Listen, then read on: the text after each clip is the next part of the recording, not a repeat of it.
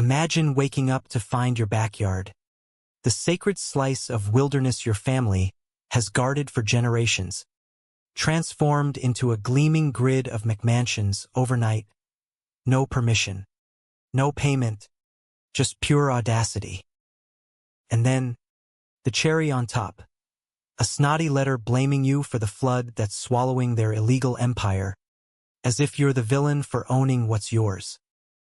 Buckle up, folks, because this tale from the sunny suburbs of Evergreen Ridge, Virginia, is a masterclass in how HOA tyrants like Barbara, Queen Bee Hargrove turn community standards into a weapon, until one quiet landowner flips the script and watches her throne sink into the muck.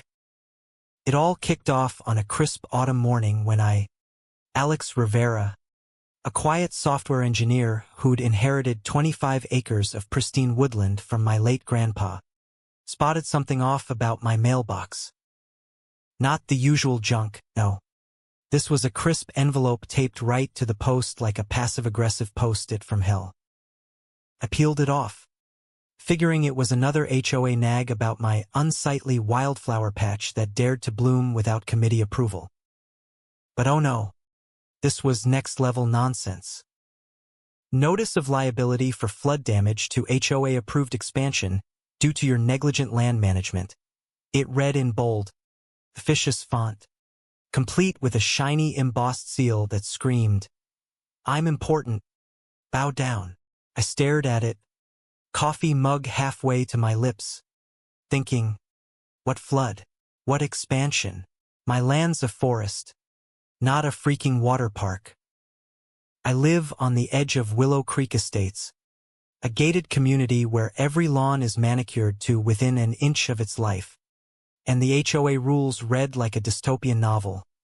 No pink flamingos, no visible trash cans, and God forbid you park your truck facing the wrong way.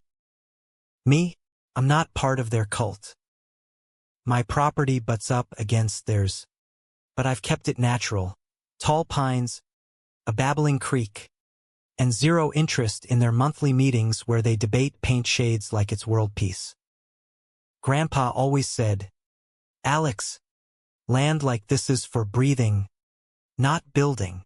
So I hopped in my old Jeep and drove out to the back acreage, the one I rarely check because, well, it's supposed to be empty. What I found made my blood boil and my jaw drop in equal measure. There they were, 19 gleaming monstrosities, all cookie-cutter modern horrors with floor-to-ceiling windows, fake stone facades, and driveways wide enough for a tank. Cranes loomed like skeletal guardians, and construction crews were milling about, hammering away as if this was all perfectly normal. My woods, raised. The natural slope that drained rainwater into the creek, flattened into a pancake. And right in the center, directing traffic like a deranged traffic cop, was Barbara Hargrove herself, the HOA president, local busybody, and self-appointed guardian of neighborhood harmony. She had that signature look, helmet of bleached blonde hair, pearl necklace choking her neck, and a clipboard clutched like a shield. Her face lit up with fake surprise when she saw me trudging through the mud in my work boots. "Oh, Alex, there you are," she cooed, her voice dripping with that saccharine southern drawl that masks pure venom. "We've been wondering when you'd pop by to admire the progress. Isn't it divine? We're elevating the entire area, turning your underutilized plot into something truly valuable." I blinked, feeling like I'd stepped into an alternate reality.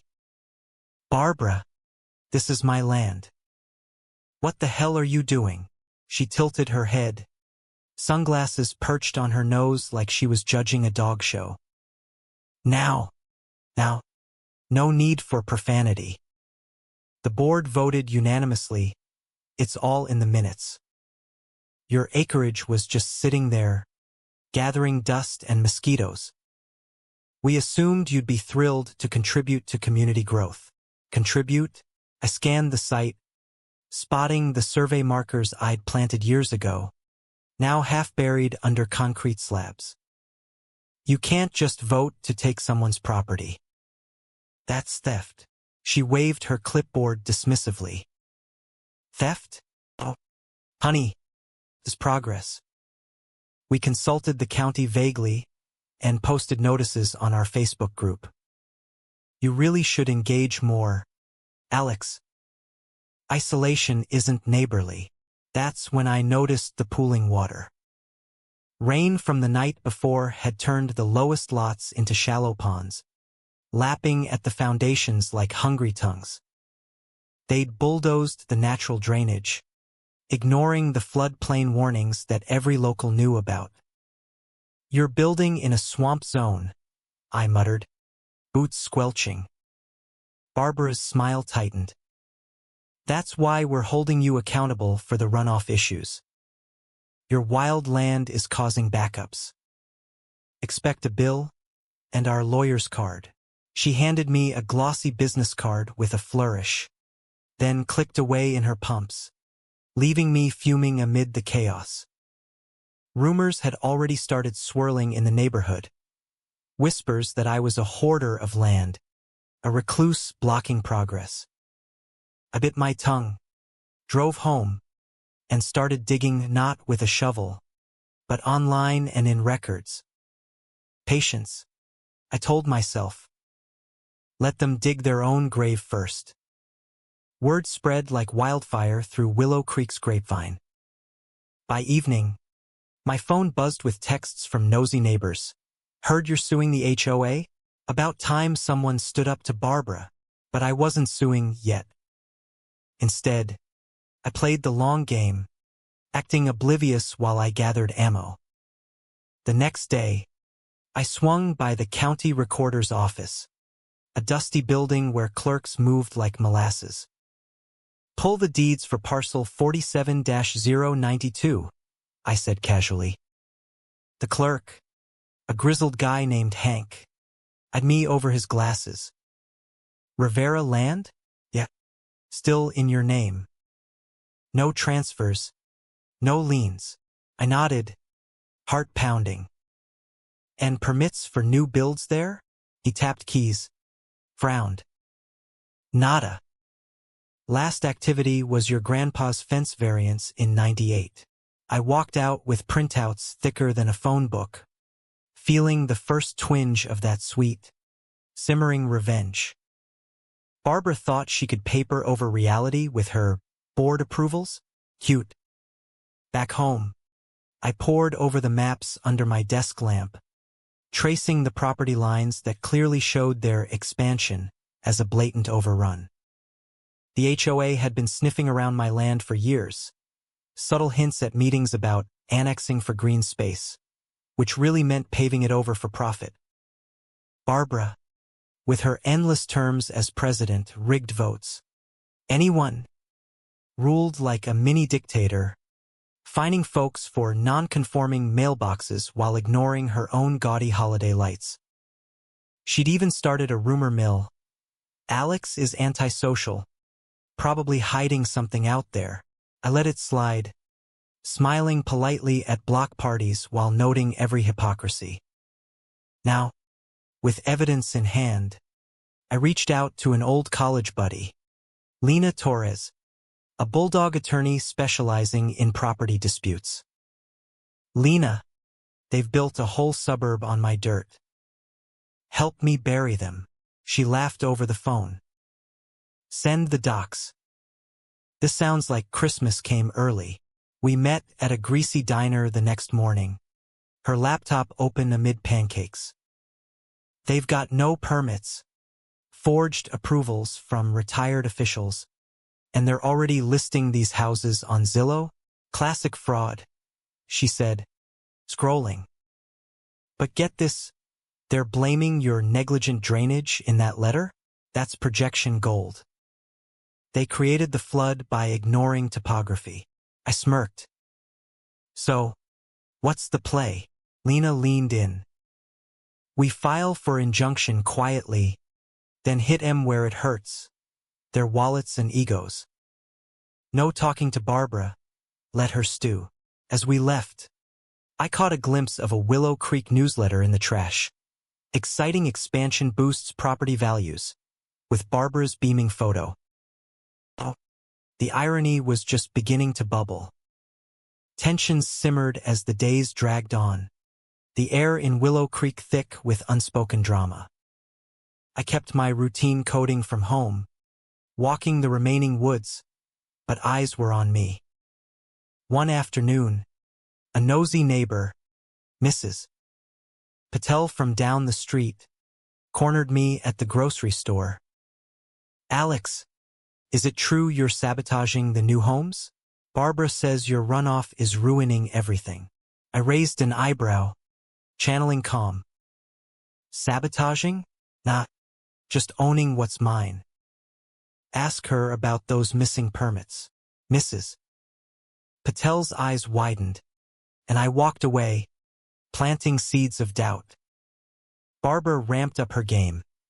Another letter arrived, this one demanding $50,000 for mitigation costs, citing vague community bylaws that somehow extended to non-members. I scanned it and emailed Lena. "They're escalating," she replied. "Perfect. We've got the injunction filed, no sales, no showings till court." But Barbara wasn't one to wait. I drove by the site that weekend and saw the spectacle. Balloons bobbing, a banner screaming "Luxury living awaits," and a crowd of wide-eyed buyers sipping mimosas from plastic flutes. Barbara held court on a model home's porch, her voice carrying, "These estates embody our commitment to excellence. No more wasted space. Just harmonious growth." I parked discreetly and called Lena. "Open house in progress. Time to crash the party." She was there in 20 minutes, briefcase in hand, striding up like a storm cloud.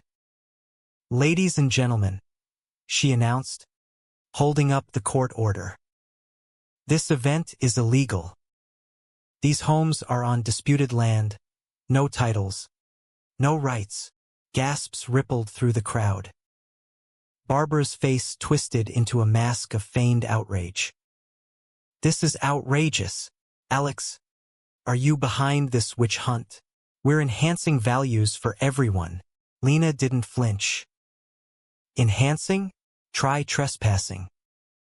Vacate now, or face charges." Buyers scattered like roaches, one muttering, "I smelled something fishy. Who builds without signs?" Barbara cornered me as the chaos died down, her pearls clacking. "You'll regret this, Alex. The board has connections. Will eminent domain your eyesore if needed." I met her gaze steadily. "Eminent domain for private gain? Bold. But good luck with that in court." She huffed off, but I saw the crack her hands shook slightly. That night, online forums lit up. HOA scandal brewing? Anonymous tips about fake docs. I smiled in the dark. The rumor mill I'd endured was now turning against her. Lena dug deeper, uncovering emails where Barbara bragged to board members. "Rivera's a pushover. By the time he notices, it'll be sold out." Black humor hit me. They thought stealing land was like borrowing a lawnmower. But the real kicker came when we learned they'd sold one house already, to a shell LLC. "Straw buyer," Lena said. "They're flipping fast to launder funds." The pressure built like a pressure cooker, whispers turning to shouts in Willow Creek. Board meetings devolved into shouting matches, with residents demanding audits after dues hikes for maintenance that clearly funded the illicit builds. Barbara doubled down, hosting a town hall where she preached, "This is about unity. Alex's selfishness is flooding our dreams." Literally. Laughter bubbled in my chest as I watched from afar. Her dreams were sinking foundations, water creeping higher with every rain. I stayed silent publicly, but privately, Lena and I met with the DA's office. Elias Grant, A no-nonsense prosecutor with a mustache like a broom listened intently. Forged seals? Deceased contractors? This is fraud soup. We handed over photos, emails, the works. Nail her, I said quietly. Grant nodded.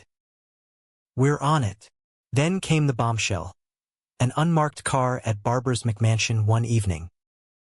I got the tip from a sympathetic deputy and watched from the shadows as officers cuffed her mid-mail retrieval. This is preposterous, she squawked, hair disheveled. I'm a pillar of this community, the deputy deadpanned. Pillars don't forge documents. Ma'am. Neighbors gawked. Phones out, poetic justice in HD. Arrests followed for bored cronies, one fleeing to the airport only to get nabbed at security. Lena called me triumphant. They confessed to diverting dues. Your land's safe. But the fun part? Court docs revealed Barbara's emails. Ignore Rivera, he's all bark. Oh. The Mia her bark had turned to bites. The climax hit in the packed courtroom, air thick with anticipation. Barbara sat wilted, her attorney fumbling as charges rolled out. Fraud, forgery, environmental crimes for rerouting the creek into a decorative pond that amplified floods.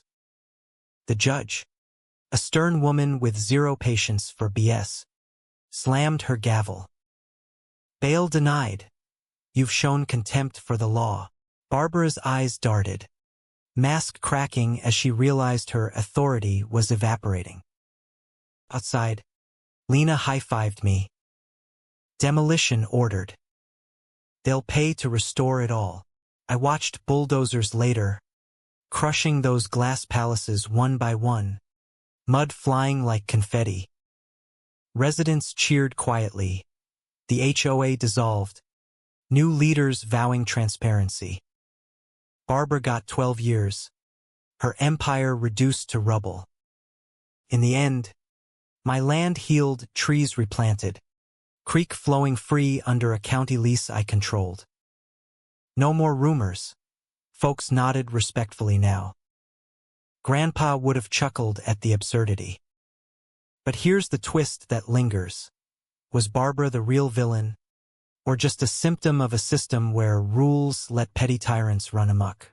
You tell me, in a world of overreaching HOAs, who's truly flooding the neighborhood with nonsense?